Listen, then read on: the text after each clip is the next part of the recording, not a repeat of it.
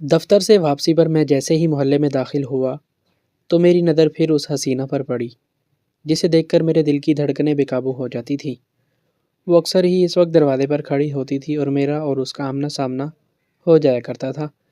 اس کے چہرے پر ایک دلکش مسکراہٹ ہوتی، دوپٹے سے بے نیاز چست لباس پہنے گہرے گلے کے ساتھ وہ اپنی جوانی کی ساری خوبصورتی کو عیاں کر رہی ہوتی تھی۔ اس کے لمبے سنہری بال کمر کو چھوتے تھے اور میرا دل ان بالوں میں ہی کہیں اٹک جایا کرتا تھا۔ آج بھی اسے دیکھنے کے بعد مجھے لگا تھا جیسے میرے لیے اپنے گھر تک کا راستہ طے کرنا مشکل ہوگا۔ اس کی مسکراہٹ مجھے اپنی جگہ ٹھہرنے پر مجبور کرتی تھی، لیکن میں ایک شریف آدمی تھا۔ محلے والے میری شرافت کی گواہی دیتے تھے، اس لیے ایک جوان لڑکی کے عشق میں مبتلا ہو کر اس کی دہلیز پر رکنا میرے لیے مناسب نہیں تھا۔ ابھی ایک گہری نظر اس پر ڈالنے کے بعد میں واپس گھر پہنچ گیا تھا، لیکن دل وہیں چھوڑ آیا تھا۔ گھر میں داخل ہوتے ہی میری نظر اپنی بیوی پر پڑی تو میرا سارا موڈ خراب ہو گیا۔ وہ بہت موٹی ہو گئی تھی، 4 بچوں نے اسے عجیب سا کر دیا تھا۔ نہ کوئی جسامت رہی تھی، نہ کوئی ڈیل ڈول، ہر وقت بس کاموں میں مصروف رہتی تھی۔ اب بھی اس کے بال بکھرے ہوئے تھے، ایک بچہ گود میں تھا تو دوسرے کے پیچھے پیچھے وہ صحن میں بھاگ رہی تھی۔ نہ جانے کیا چل رہا تھا، لیکن یہ سب دیکھ کر میرا دل پوری طرح اچاٹ ہوا تھا۔ میں نے اپنا بیگ صوفے پر پھینکا اور خود بھی وہیں بیٹھ گیا۔ مجھے دیکھتے ہی وہ سب کچھ بھول کر پانی کا گلاس لیے میرے سامنے دوڑی چلی آئی۔ میں نے سر سے پاؤں تک اسے دیکھا، ڈھیلا ڈھالا لباس پہنے وہ بالکل سادہ رہتی تھی، اپنے بالوں کا جوڑا لپیٹ رکھا تھا۔ اب تو شاید مجھے اس کے بالوں کی لمبائی بھی یاد نہیں تھی، کیونکہ وہ بہت کم ہی بال کھولتی تھی، ہر وقت بس جوڑا لپیٹے گھر کے کاموں میں مصروف رہتی۔ 4 بچوں نے اس کے چہرے کی کشش کو بھی چھین لیا تھا۔ مرجھایا ہوا چہرہ، آنکھوں کے نیچے ہلکے اور چہرے کی زردی مجھے اس وقت بہت ہی زیادہ بری لگ رہی تھی۔ میں نے پانی کا گلاس پکڑتے ہوئے کہا، خود پر بھی توجہ دے لیا کرو، کیا حال بنا رکھا ہے؟ بس میری بات سن کر وہ شرمندہ ہوئی اور کہنے لگی، بس میں تیار ہونے جا رہی ہوں کہ یہ چھوٹے والے نے ڈائپر خراب کر لیا۔ میں نے سوچا کہ پہلے اسے ڈائپر بدلوا دوں، پھر تیار ہوتی رہوں گی۔ اتنے میں آپ آ گئے۔ وہ ہمیشہ ایسے ہی کوئی کہانی مجھے سنایا کرتی تھی، جیسے سارا دن بہت ہی مصروف رہتی ہو، جبکہ مجھے تو لگتا تھا کہ وہ سارا کام میرے آنے کے بعد ہی کرتی ہے۔ تبھی تو ہر وقت الجھی رہتی تھی۔ میں نے پانی پیا اور اسے چائے بنانے کا حکم دیتے بستر پر جا کر لیٹ گیا۔ آنکھیں بند کرتے ہی وہ خوبصورت حسینہ تصور کے پردوں میں لہرانے لگی تھی۔ اس پر سے نظریں ہٹانا میرے لیے ناممکن تھا۔ دل چاہتا تھا کہ گھر لوٹنے کے بجائے اس کے دروازے پر رک جاؤں، 2 گھڑی اس سے بات کروں، کوئی محبت بھری بات ہو جس سے میری زندگی میں تازہ ہوا کا کوئی جھونکا آئے۔ میری بیوی کے پاس تو وہی باتیں تھیں، بچوں کا ڈائپر ختم ہو گیا ہے، دودھ دلانا ہے، کیا پکاؤں اور گھر کا خرچہ۔ یہی سب سن سن کر میں تو تھک چکا تھا۔ میں جن محبت بھری باتوں کا متلاشی تھا، شاید وہ لڑکی مجھے وہ میٹھی میٹھی باتیں سنا سکتی تھی۔ اگر وہ کچھ نہ بھی کہتی تو بنا کہے اس کے اندر ایسی خوبصورتی تھی کہ مجھے خود بخود اسے دیکھ کر سکون آ جایا کرتا تھا۔ آنکھیں بند کیے میں لیٹا ہی تھا کہ مجھے اپنی بیوی کی تیز آواز سنائی دی۔ وہ کہہ رہی تھی، چائے تیار ہو گئی ہے، میں نے ٹیبل پر رکھ دی ہے، اب میں بڑے والے کو ہوم ورک کروانے جا رہی ہوں، پھر اسے ٹیوشن چھوڑ کر آؤں گی، آپ جب تک آرام کر لیں، واپس آ کر آپ سے بہت ضروری بات کرنی ہے۔ میں نے اپنی آنکھیں کھول کر اسے نہ دیکھا تھا، بس ہوں کہہ دیا تھا۔ اس کی ضروری بات کیا ہو سکتی تھی؟ مجھے معلوم تھا اسے کوئی سودا سبزی ہی منگوانا ہوگا، اس سے زیادہ وہ اور کیا چاہتی، وہ کیا کہتی۔ چائے پی کر میں پھر پرسکون نیند میں سو گیا، اور جب میری آنکھ کھلی تو رات کے 8 بج رہے تھے۔ میں نے یہاں وہاں دیکھا، میری بیوی کہیں نہیں تھی۔ اس کی تلاش میں میں کمرے سے نکلا تو وہ باورچی خانے میں تیزی سے کھانا بنا رہی تھی، ساتھ ساتھ کچن برتن بھی دھو رہی تھی۔ مجھے دیکھ کر کہنے لگی، میں آپ سے بات کرنے آئی تو آپ گہری نیند سو چکے تھے۔ میری چھوٹی بہن کی شادی طے ہو گئی ہے اور اگلے ہی ہفتے اس کا نکاح ہے۔ میں کچھ دنوں کے لیے گھر جانا چاہتی ہوں، تحائف وغیرہ بھی دینے ہوں گے، اس لیے پیسوں کی بھی ضرورت ہوگی۔ اس کے میکے جانے کے ذکر پر میں ہمیشہ چڑ جاتا تھا، اس لیے وہ بہت ڈر کر یہ بات کہہ رہی تھی، لیکن اس بار مجھے بالکل بھی چڑ نہیں آئی تھی، بلکہ میں خوش ہو رہا تھا کہ اگر وہ چلی جائے گی تو میرے لیے من مانی کرنا آسان ہو جائے گا۔ میں نے کہا، ٹھیک ہے، 1 ہفتے کے لیے نہیں، 15 دن کے لیے جاؤ، چھوٹی بہن کی شادی ہے، اچھا ہے تمہارا بھی اب وہاں آب و ہوا تبدیل ہوگی، یہاں تو سارا وقت کاموں میں ہی لگی رہتی ہو۔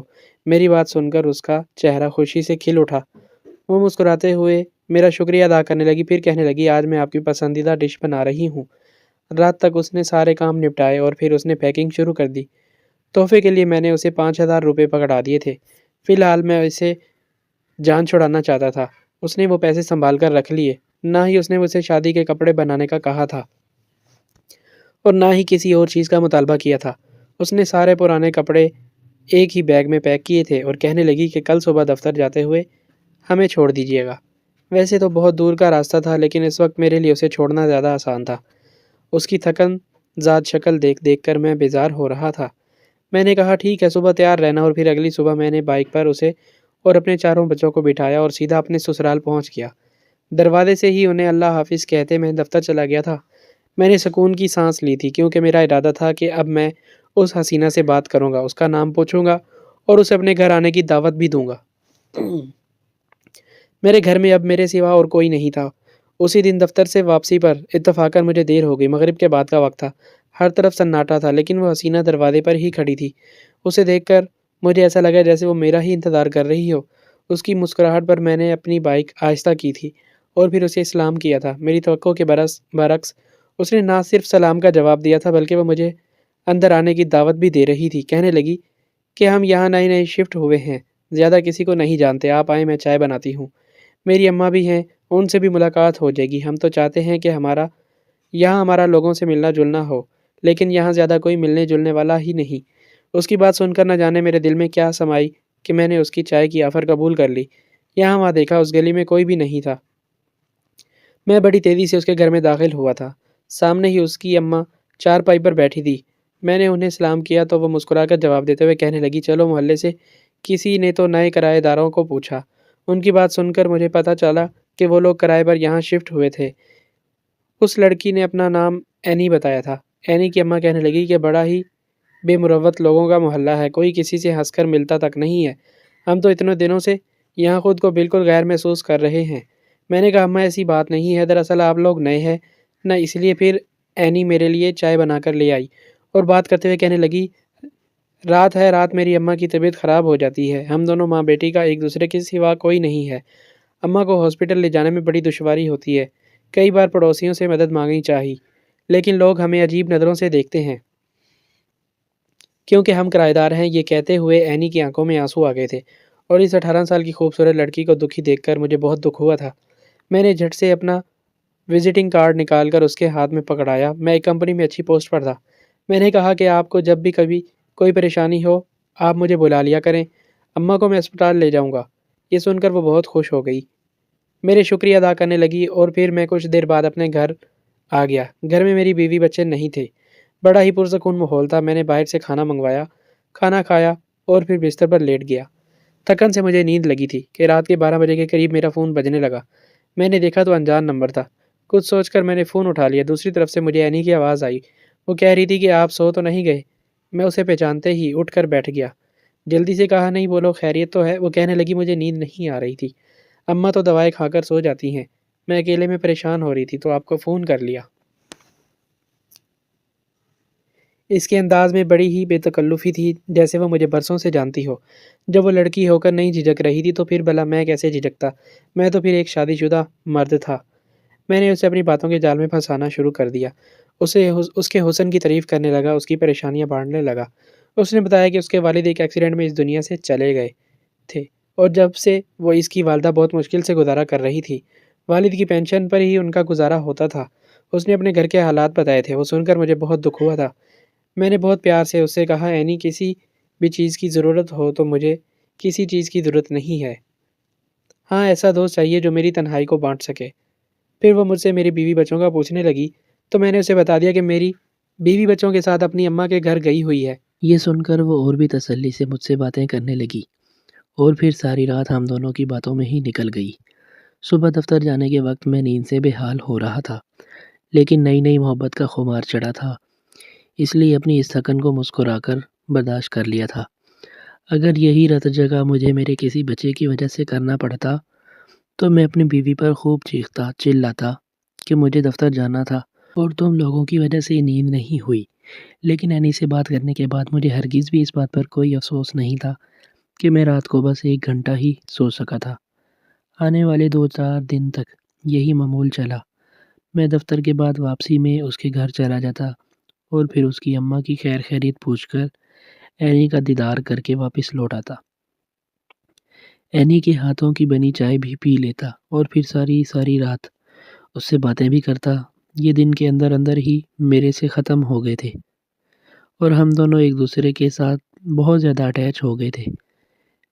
اینی نے 2 دبے لفظوں میں مجھ سے اپنی پسندیدگی کا اظہار بھی کر دیا تھا، اس لیے میں بھی پیچھے نہ رہا اور میں نے بھی اپنی محبت کا اظہار کر دیا۔ یہ سن کر اس کی خوشی کی انتہا نہ رہی۔ وہ کہنے لگی کہ میں آپ سے تنہائی میں ملاقات کرنا چاہتی ہوں، آپ کو بتانا چاہتی ہوں کہ میں آپ سے کتنی محبت کرتی ہوں۔ میں بھی ابھی دور دور کی محبت سے تھک چکا تھا۔ اپنی بیوی کے آنے سے پہلے میں اینی کو حاصل کر لینا چاہتا تھا، اس لیے میں نے بھی ان سے ملاقات کی حامی بھری۔ اینی کہنے لگی کہ میرے گھر تو اماں ہوتی ہے، لیکن اگر میں رات کے اندھیرے میں آپ کے گھر آ جاؤں تو آپ کو یقیناً کوئی پریشانی نہیں ہوگی۔ مجھے بھی لگا کہ اس سے زیادہ محفوظ جگہ اور کوئی نہیں ہوگی۔ بس محلے والوں کا خوف تھا، لیکن رات کو 1 بجے کے بعد پوری طرح سناٹا ہو جایا کرتا تھا، اس لیے میں نے اینی کو اپنے گھر بلا لیا۔ اس نے رات آنے کا وعدہ بھی کیا اور پھر وہ 12 بجے کے قریب میرے گھر چلی آئی۔ میں نے بڑی تیزی سے اسے گھر کے اندر کے دروازے سے لاک کر دیا تھا۔ وہ میرے ساتھ میرے بیڈ روم میں پہنچ گئی تھی۔ میرا دل بڑی تیزی سے دھڑک رہا تھا، جیسے اچھل کر باہر آ جائے گا۔ میں اس کی محبت میں پوری طرح دیوانہ ہو رہا تھا۔ آج کی رات وہ مجھے حاصل ہونے والی تھی۔ مجھے ایک بار بھی اپنی بیوی بچوں کا خیال نہیں آیا تھا۔ میں بس اپنی عیاشی پوری کرنا چاہتا تھا۔ جیسے ہی اس نے شال اتار کر ایک طرف رکھی تو میں ہکا بکا رہ گیا۔ وہ بہت ہی زیادہ فیشنیبل کپڑوں میں تھی۔ اس کا سارا وجود آر پار ہوتا محسوس ہو رہا تھا۔ چہرے پر گہری مسکراہٹ تھی، بہت گہرا میک اپ بھی اس نے کر رکھا تھا۔ وہ میرا ہاتھ پکڑ کر بیٹھ گئی، اپنی بےتابیوں کا اظہار کرنے لگی، اپنی محبت کے بارے میں بتانے لگی۔ مجھ سے بھی رہا نہ گیا، میں آگے بڑھ کر اس کی گردن کے قریب جھکا۔ اس نے میرے لبوں پر اپنا ہاتھ رکھ دیا، کہنے لگی کہ میں پہلی بار آپ کے گھر آئی ہوں، کچھ کھلائیں گے پلائیں گے نہیں؟ اس کی بات سن کر میں حیران ہوا، کیونکہ میں نے تو کوئی انتظام ہی نہیں کیا تھا۔ وہ کہنے لگی کہ مجھے پانی ہی پلا دیں۔ میں اس کے لیے پانی لینے گیا اور جب واپس لوٹا تو وہ کوئی چاکلیٹ کھول رہی تھی۔ اس نے میری طرف بڑھائی اور کہنے لگی آپ بھی کھا لیں۔ میں نے منع کیا تو اس نے چاکلیٹ کا ایک حصہ توڑ کر میری طرف کر دیا۔ وہ بہت ادا سے مجھے دیکھ رہی تھی اور اس کی حرکت پر میں کھل اٹھا تھا۔ میں جانتا تھا کہ وہ کیا کہنا چاہتی ہے۔ میں نے وہ چاکلیٹ لے لی۔ محبت کا ایک الگ ہی خمار مجھ پر طاری تھا۔ اس کا چہرہ اپنے ہاتھوں میں پکڑ کر اس سے اپنی محبت بیان کرنے لگا تو وہ بھی مسکرا کر میری پذیرائی کرتی رہی۔ تھوڑی دیر بعد مجھے چکر آنے لگے اور میں پوری طرح بے ہوش ہو گیا، اور جب صبح میری آنکھ کھولی تو میرے اوزان خطا ہو گئے۔ میری دنیا لٹ چکی تھی، میں پوری طرح برباد ہو گیا تھا۔ میرے گھر میں تنہا تھا، ساری الماریاں کھلی ہوئی تھیں، وہ سارا زیور پیسہ غائب ہو چکا تھا جو بڑی محنت سے میں نے جمع کیا تھا۔ کتنی دیر تک مجھے کچھ سمجھ نہیں آیا تھا۔ میری حالت بہت خراب ہو رہی تھی، تکلیف بھی بہت تھی اور لٹ جانے کا غم بھی۔ میں نے فوراً پولیس کو فون لگایا اور پھر کچھ ہی دیر بعد پولیس گھر آ گئی۔ سارے محلے کو خبر ہو گئی کہ میرے گھر میں چوری ہوئی تھی۔ ہر کوئی اس بارے میں بات کر رہا تھا۔ نہ جانے کیسے میری بیوی کو بھی یہ خبر مل گئی تھی، وہ بھی بچوں کے بغیر ہی دوڑی چلی آئی تھی۔ بیوی کو دیکھ کر تو میرے سر پر آسمان گر پڑا تھا۔ میں اسے کیا بتاتا کہ اس کی غیر موجودگی میں کسی دوسری لڑکی کو گھر لایا تھا جس نے مجھے پوری طرح برباد کر دیا تھا۔ پولیس والے بھی جاننا چاہتے تھے کہ چور کس طرح اندر آئے، کون سا ایسا راستہ تھا کہ کوئی بھی میرے گھر میں آسانی سے آ سکتا تھا، کیونکہ میرا گھر ایسا بنا ہوا تھا کہ جب تک میں دروازہ نہ کھولتا کوئی اندر نہیں آ سکتا تھا۔ پورا گھر جنگلے سے بند تھا۔ کچھ عرصے پہلے ہی جب محلے میں چوریاں بہت بڑی تھیں تو میری بیوی نے مجھ سے کہہ کر یہ پورا گھر اس طرح سے پیک کروایا تھا کہ جب تک بیرونی دروازہ نہ کھولا جاتا کوئی گھر کے اندر کود کر ہی نہیں آ سکتا تھا۔ ہر دیوار کو چھت سے جنگلے کے ذریعے ملایا گیا تھا۔ میں نے سر جھکا کر پولیس والوں کے سامنے انکشاف کر دیا کہ محلے کی ایک ضرورت مند لڑکی کو مدد کی ضرورت تھی۔ وہ اپنی ماں کو ہاسپٹل لے جانے کے لیے میرے پاس آئی تھی۔ میں نے ہی اس لڑکی کو اندر آنے کی اجازت دی تھی۔ بیوی کی موجودگی میں نے بہت احتیاط کے ساتھ اس لڑکی کی موجودگی کو بیان کیا تھا، کیونکہ مجھے بہت زیادہ اس بات کا خوف تھا کہ اگر اسے پتہ چلا کہ میں نے اس کے پیچھے کیا کیا ہے تو وہ مجھے چھوڑ کر چلی جائے گی۔ وہ جیسی بھی تھی میرے بچوں کی ماں تھی، مجھ سے بہت محبت کرتی تھی، اسے میں کسی طور پر نہیں کھونا چاہتا تھا۔ تو بس اس کے پیچھے کچھ دن سکون اور عیاشی کے ساتھ گزارنا چاہتا تھا۔ پھر پولیس والوں نے مجھ سے اس لڑکی کا حلیہ پوچھا اور مجھے پولیس اسٹیشن بلا کر چند ایک تصاویر مجھے دکھائیں۔ ان میں سے ایک تصویر اس لڑکی کی بھی تھی۔ میں نے جیسے ہی اسے پہچانا اور بتایا کہ ہاں یہی اینی تھی، تو پولیس والا مسکرایا اور کہنے لگا اس لڑکی کا کوئی ایک نام نہیں ہے، اس لڑکی کے ہزار نام ہیں۔ یہ اپنا حلیہ بدلتی ہے، محلہ تبدیل کرتی ہے اور پھر کسی بھی سیدھے سادے مرد کو گھیر کر اس کی تنہائی کا فائدہ اٹھا کر اس کا پورا گھر خالی کر دیتی ہے۔ اس نے آپ کے ساتھ بھی یہی کیا۔ وہ میری آنکھوں میں آنکھیں ڈال کر کہنے لگا اپنی بیوی کے سامنے تو آپ نے اچھے طریقے سے اپنے اپنے گناہ کو چھپا لیا، لیکن میں جانتا ہوں کہ یہ لڑکی انہی مردوں کے گھر میں داخل ہوتی ہے جو اسے خود اس بات کی اجازت دیتے ہیں، جو اس کی جوانی کا فائدہ اٹھانا چاہتے ہیں۔ کیا اس نے آپ کو چاکلیٹ میں بے ہوشی کی دوا نہیں دی تھی؟ پولیس والے نے مسکراتے ہوئے ایسے سوال کیا تھا کہ میرے رونگٹے کھڑے ہو گئے تھے۔ پھر وہ کہنے لگا آج نہیں تو کل آپ کی بیوی کو بھی اس بات کا علم ہو ہی جائے گا۔ بہتر یہ ہے کہ اپنی بیوی کو خود ساری بات بتا دیں۔ پولیس والے کی بات سن کر میں شرمندہ ہو گیا تھا۔ میرا گناونا سچ اس کے سامنے کھل گیا تھا۔ پھر اس نے مجھے اینی کی بہت ساری تصاویر دکھائیں اور یہ دیکھ کر میں حیران رہ گیا۔ اس لڑکی کے اصلی بال صرف کانوں تک تھے۔ وہ اپنے سر پر وگ کا استعمال کرتی تھی، خوبصورت نظر آنے کے لیے بہت کچھ اپنے چہرے پر لگاتی تھی، ورنہ وہ ایک معمولی صورت لڑکی ہی تھی۔ پولیس والوں نے کہہ دیا تھا کہ وہ اس کی تلاش کر رہے ہیں اور میں واپس اپنے گھر آ گیا تھا۔ میری بیوی سر پکڑ کر بیٹھی تھی، روتے ہوئے مجھ سے کہنے لگی یہ سب کچھ میری وجہ سے ہوا ہے، کاش کہ میں اس طرح آپ کو چھوڑ کر نہ جاتی تو یہ سب نہ ہوتا۔ آپ کی ساری زندگی کی محنت لٹ گئی ہے۔ میری بیوی خود کو قصوروار ٹھہرا رہی تھی۔ میں نے بہت غور سے اس کا چہرہ دیکھا اور وہ بہت بدلی ہوئی لگ رہی تھی۔ چہرے پر نہ تھکن کے آثار تھے، نہ آنکھوں کے نیچے ہلکے تھے۔ ایسا لگ رہا تھا جیسے پچھلے ایک ہفتے میں وہ پہلے جیسی ہو گئی ہو۔ چہرے کا رنگ بھی نکھر گیا تھا۔ میں نے اس کے ہاتھ پکڑے تو اس کے ہاتھ بھی نرم ملائم تھے۔ اس نے مجھے اس طرح خود کو تکتا پایا تو کہنے لگی کیا بات ہے مظہر، آپ کو کیا ہو گیا ہے؟ میں نے اس سے پوچھا کہ تم ایک ہفتے میں کیا کرتی رہی ہو؟ میری بات سن کر وہ خاموش ہو گئی، پھر کہنے لگی کہ بچوں کو میری اماں دیکھ لیا کرتی تھی تو میں رات کو سکون کی نیند سویا کرتی تھی۔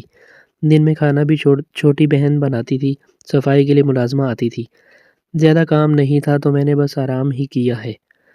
اس کی بات سن کر میرے دل کو دھچکا پہنچا تھا۔ مجھے ایسا لگا تھا جیسے میری بیوی کو بدصورت کسی اور نے نہیں بلکہ میں نے بنایا تھا۔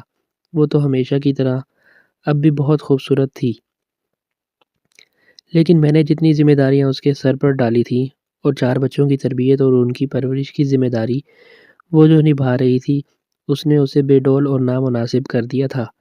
شاید واقعی اسے خود پر توجہ دینے کے لیے وقت ہی نہیں ملتا تھا۔ اس بات کا احساس ہوا تو میں اس کے قدموں میں بیٹھ گیا۔ میں نے اس سے معافی مانگی اور کہا زارا مجھے معاف کر دو، مجھ سے بہت بڑی غلطی ہو گئی ہے۔ وہ حیرت سے میری طرف دیکھنے لگی اور پھر میں نے اسے شروع سے آخر تک ساری بات بتا دی اور پھوٹ پھوٹ کر رو دیا۔ کتنی دیر تک وہ سکتے کے عالم میں بیٹھی رہی، پھر اس نے میرے سر پر ہاتھ پھیرا اور میرے بالوں سے کھیلتے ہوئے کہنے لگی مجھے آپ سے کوئی شکوہ نہیں ہے، دراصل میں نے ہی اپنا خیال نہیں کیا، اس لیے آپ غیر لڑکی کی طرف متوجہ ہوئے۔ مجھے خیال کرنا چاہیے تھا کہ مجھے اپنے شوہر کے لیے بننا سنورنا چاہیے۔ ذرا سر جھکائے اس بات کو بھی اپنے اوپر لے رہی تھی اور میں اس کی اچھائی پر دنگ رہ گیا تھا۔ میں نے اس کے آگے ہاتھ جوڑے تھے اور وعدہ کیا تھا کہ میں دوبارہ کسی اور کی طرف نظر اٹھا کر بھی نہیں دیکھوں گا۔ اس نے میرے سینے پر سر ٹکا دیا تھا۔ کتنی ہی دیر ہم دونوں آنسو بہاتے رہے تھے۔ پھر میں نے زارا سے کہا کہ چلو اٹھو، میرے اکاؤنٹ سے پیسے نکلوا کر میں تمہیں شادی کے لیے شاپنگ کرواتا ہوں۔ بچوں کے لیے بھی کچھ سامان لے لینا اور پھر ہم دونوں خوب اچھے سے شادی اٹینڈ کریں گے۔ میری بات سن کر وہ دنگ رہ گئی، کیونکہ کافی عرصے سے میں نے اس پر توجہ دینی چھوڑ دی تھی اور نہ ہی میں اس پر پیسے خرچ کرتا تھا۔ میں نے اس کا ہاتھ پکڑا اور بازار کے لیے نکل پڑا۔ میں جان گیا تھا اور بازار کے لیے نکل پڑا تھا۔ میں جان گیا تھا کہ انسان کا سکون اس کے خود کے بنانے سے بنتا ہے۔ میں نے خود اپنے گھر کو جہنم بنایا تھا۔ نہ میں بیوی پر توجہ دیتا تھا، نہ بچوں کو سنبھالنے کی کوشش کرتا تھا۔ کئی راتیں بچوں کی بیماری میں میری بیوی جاگ کر نکال دیتی اور سارا دن گھر کے کام کرتی اور مجھے پھر بھی احساس نہ ہوتا۔ کبھی کچھ لوگ ہماری زندگی میں اس لیے آتے ہیں تاکہ وہ ہمیں چوٹ پہنچا کر اس بات کا احساس کر سکیں کہ ہمارے اپنے ہمارے لیے کتنے خاص ہیں۔ اینی بھی میری زندگی میں ایک ایسا ہی کردار تھی جس نے مجھے یہ سمجھا دیا تھا کہ میری بیوی زارا میرے لیے سب کچھ ہے اور اس نے اپنی ساری زندگی میرے لیے ہی قربان کی ہے۔ میں اس کی قربانیوں کو جان گیا تھا اور اس نے سچے دل سے مجھے معاف کر کے ایک اچھی مشرقی بیوی ہونے کا ثبوت دے دیا تھا۔ میں آپ سب سے یہی کہوں گا کہ اپنا سکون اپنے گھر میں تلاش کریں، اپنی بیوی کا محافظ بنیں، اسے اپنے سر کا تاج بنائیں۔ بیوی پاؤں کی جوتی نہیں بلکہ دل کا سکون ہوتی ہے۔